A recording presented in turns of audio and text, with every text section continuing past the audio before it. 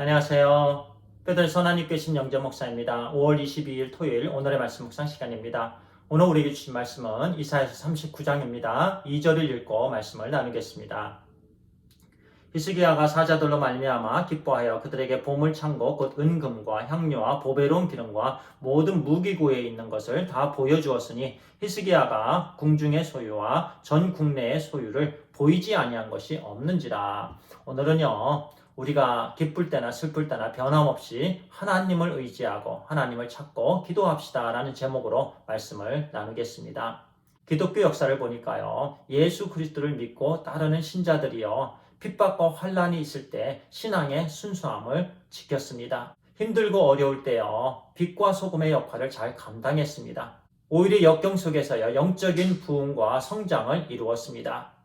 일제시대 때요, 신사참배의 강요가 있었고요, 그 후 공산주의의 압박이 있었을 때요, 하나님의 자녀들은 순교의 피를 자랑스럽게 여겼습니다.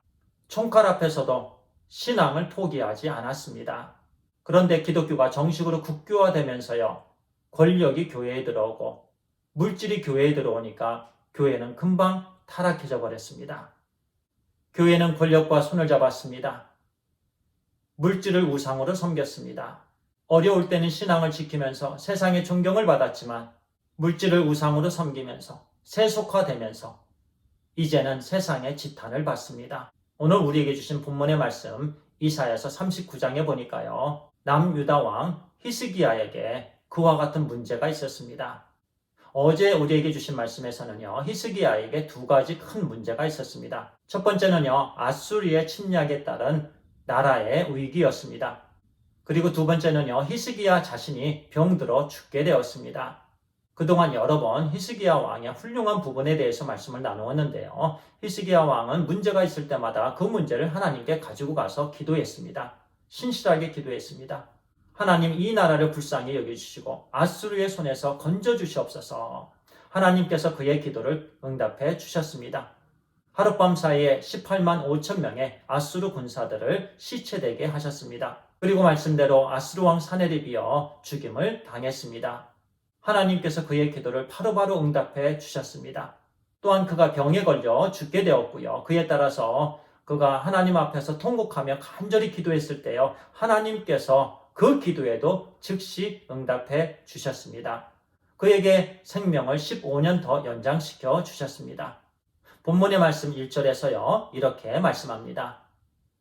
그때에 발라단의 아들 바벨론 왕 무로닥 발라단이 히스기야가 병들었다가 나았다 함을 듣고 히스기야에게 글과 예물을 보낸지라.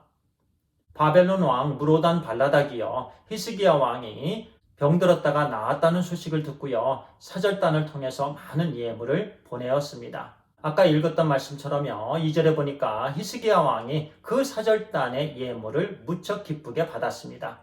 그런데 그 다음에 그가 행한 행동에 큰 문제가 있었습니다.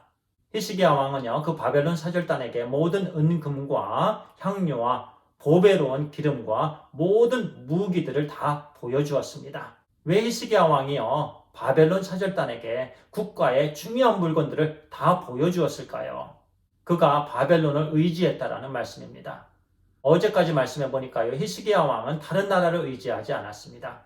오직 하나님만 의지했습니다. 하나님께 기도했습니다. 그런데 이제는 히스기야가 건강을 되찾고요, 나라도 안정이 되니까 교만해졌습니다. 이제는 하나님을 의지하지 않았습니다. 하나님께 기도하지 않았습니다. 오히려 바벨론을 의지했습니다. 이전에 아수르 왕 사네립이 칼을 들고 왔을 때는요, 히스기야 왕은 신앙의 절개를 지켰습니다. 그런데 이제는요, 바벨론이 예물을 가지고 오니까 그의 신앙은 타락했습니다. 그는 교만해졌습니다. 하나님을 멀리했습니다. 그래서요, 우리에게 칼보다 더 무서운 무기는요, 명예와 물질과 육신의 쾌락 등입니다. 사탄은 이제 이 모든 것을 다 알기 때문에요, 하나님의 자녀들을 공격할 때 칼로 공격하지 않습니다. 물질로 공격합니다. 명예로 공격합니다. 육신의 쾌락으로 공격합니다. 그러므로 히스기야 왕은요, 하나님으로부터 심판의 메시지를 듣습니다. 5절에서 7절까지 이렇게 말씀합니다.